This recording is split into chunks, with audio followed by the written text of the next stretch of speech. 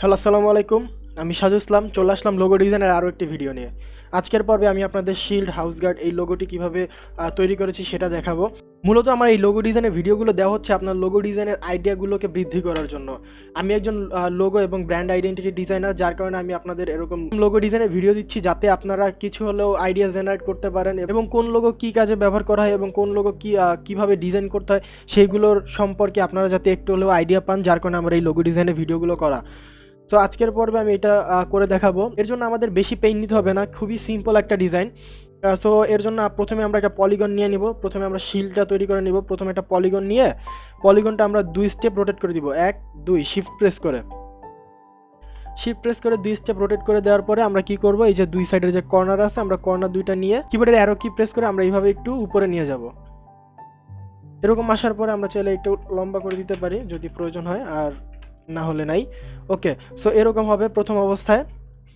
তারপর আমরা কি করব, ডাইরেক্ট সিলেকশন টুল দিয়ে আমরা এই কর্নারটা প্লাস এই কর্নারটা এইভাবে ধরবো, ধরে এই যে বিন্দুটা বের হয়েছে এটা ধরে আমরা এইভাবে টান দিব।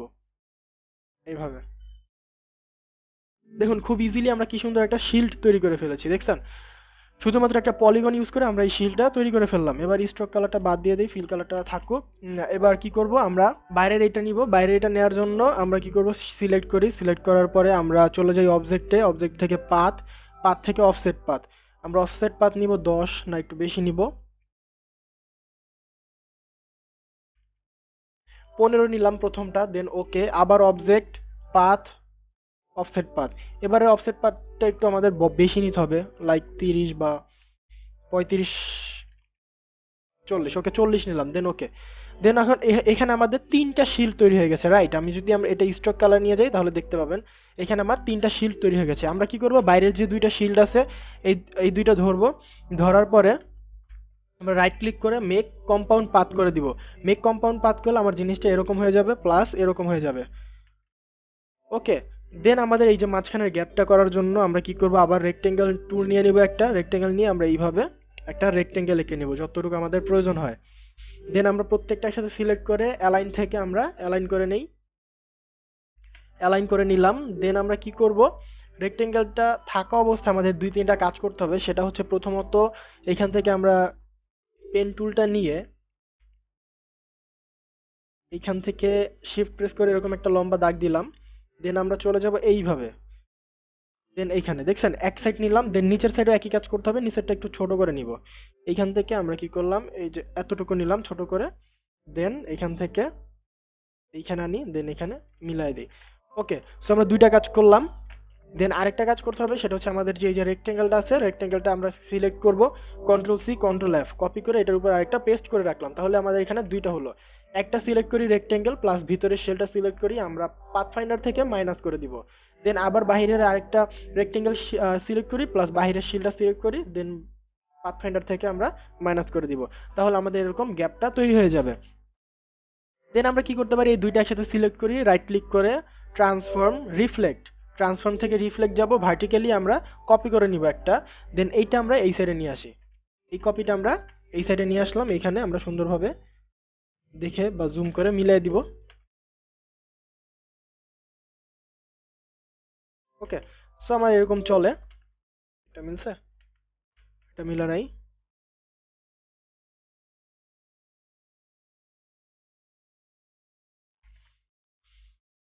ওকে, সো আমার দেখুন ডিজাইনটা অলমোস্ট কমপ্লিট। এবার হচ্ছে ভিতরে এই যে হাউসের যে আমাদের উইন্ডো দেওয়ার জন্য আমরা কি করব, আবার রেক্টেঙ্গেল নেই। রেক্টেঙ্গেল নেওয়ার পরে আমরা রেক্টেঙ্গেলটা এরকম একটা ফার্স্টে রেক্টেঙ্গেল আঁকি। দেন রেক্টেঙ্গেলটা সাইডে একটা কপি করি, অল্টার শিফট প্রেস করে দুইটা একসাথে সিলেক্ট করে উপরের দিকে অল্টার শিফট প্রেস করে কপি করব। দেন আমরা ডাইরেক্ট সিলেকশন টুল দিয়ে এই কর্নারটা ধরবো, প্লাস এই কর্নারটা ধরবো, এই বৃত্ত ধরে আমরা এইভাবে টান দিলে আমাদের এইভাবে রাউন্ড হয়ে যাবে। দেন এটা গ্রুপ করে নেই, গ্রুপ করে আমরা এখানে বসিয়ে দিব মিডলে।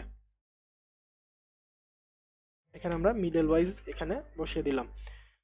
ওকে, দেন আমাদের কি করতে হবে, এই যে হাউসের এখানে এই চিমনিটা দেওয়া লাগবে। চিমনিটা দেওয়ার জন্য আবার রেক্টেঙ্গেল টুল, এইভাবে আমরা একটা চিমনি নিয়ে নিব। দেখছেন খুবই ইজি কিন্তু কাজগুলো, জাস্ট একটু আইডিয়াটা বের করে নিতে হবে। এখন প্রত্যেকটা একসাথে সিলেক্ট করি, সরি চিমনিটা আমরা এই বাইরের শিল্ডের সাথে গ্রুপ করে দিব। এবার প্রত্যেকটা একসাথে সিলেক্ট করি, সিলেক্ট করার পরে আমরা অ্যালাইন থেকে আমরা অ্যালাইন করে নিব। এটাও আমাদের গ্রুপ করতে হবে, নাহলে এটা চলে আসবে বাইরের শিল্ডের সাথে। একসাথে সিলেক্ট করি, আমরা অ্যালাইন করে নেই। ওকে, এবার কালার দিই। আমরা এই ভিতরের শিল্ডে কালার দিব রেড, উইন্ডোটা হোয়াইটই থাকবে। দেন আমরা এটা বাইরেরটা দিব ব্লু কালার। ব্লুর একটা এখানে গ্রেডিয়েন্ট তৈরি করেছি। একটা হলো আমার এখানে আমি ইউজ করেছি হলো R0%, G0% এবং বি এখানে আপনারা চাইলে 150% দিতে পারেন, 150। এটা হচ্ছে আপনার ডার্ক বা নেভি ব্লু টাইপের একটা কালার। আর ভিতরে আমি ইউজ করেছি মাঝখানেরটায় ব্লু কালারটা। ওকে, সো এইভাবে আমি একটা গ্রেডিয়েন্ট তৈরি করে নিয়েছি। দেন আমরা গ্রেডিয়েন্ট টুল দিয়ে গ্রেডিয়েন্ট এইভাবে টান দিয়ে ঠিক করে দিব। ওকে,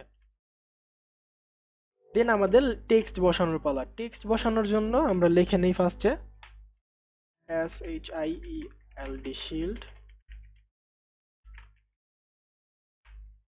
শিল্ড হোম গার্ড।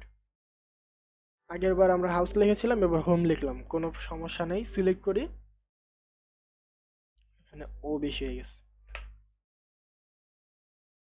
দেন আমরা ফন্ট দিয়েছি ব্ল্যাক লিভস, ফন্টটা দেই, ফন্টটা আমরা এখানে বসাই, একটু লম্বা করে দিব এইভাবে ফন্টটা, বা আপনারা চাইলে এখান থেকে আহ, ওই এটা এটা এটা ইউজ করে আপনারা এটা লম্বা করে দিতে পারেন, বা হাত দিয়ে টেনেও আপনারা লম্বা করে দিতে পারেন। আমরা এটা আউটলাইন করে ফেলি শিফট এবং কন্ট্রোল ও প্রেস করে। এবার হচ্ছে নিচে ট্যাগলাইন হিয়ারের লেখাটা, ট্যাগলাইন হিয়ারটা লিখে নিলাম। এটা একটু বড় করে নেই, এখানে নিয়ে আসি, একটু ছোট করি, এতটুকু এনাফ। দেন আমরা এখানে মাঝখানে লেটারের মাঝখানে যে স্পেসিংটা আছে সেটা বৃদ্ধি করে দিব। ওকে, দেন ট্যাগলাইন হিয়ারটাও কন্ট্রোল শিফট ও প্রেস করে আউটলাইন। প্রত্যেকটা অবজেক্ট একসাথে সিলেক্ট করি, আমরা অ্যালাইন করে নেই।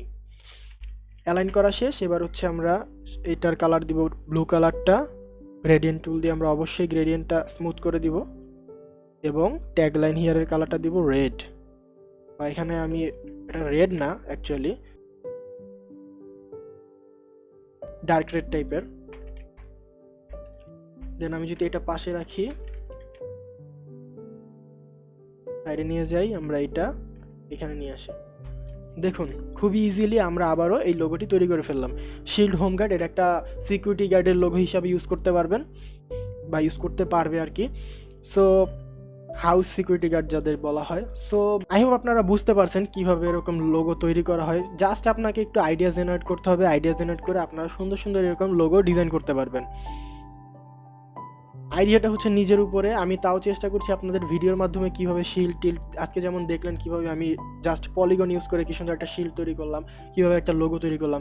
জাস্ট আমি ভিডিওগুলো দিচ্ছি আপনারা যাতে লোগো ডিজাইনের উপরে কিছু হলেও আইডিয়া পান বা আইডিয়া জেনারেট করতে পারেন, আর বাকিটা আপনাদের উপর। সো ভিডিওটি ভালো লাগলে অবশ্যই একটা লাইক করবেন, কমেন্ট করে জানাবেন কেমন লেগেছে, এবং পরবর্তী ভিডিও পেতে আর চ্যানেলে নতুন হয়ে থাকলে চ্যানেলটি অবশ্যই সাবস্ক্রাইব করে পাশেই থাকবেন। সবাই ভালো থাকবেন, দেখা হবে আগামী ভিডিওতে। আজকে এ পর্যন্ত, আল্লাহ হাফেজ।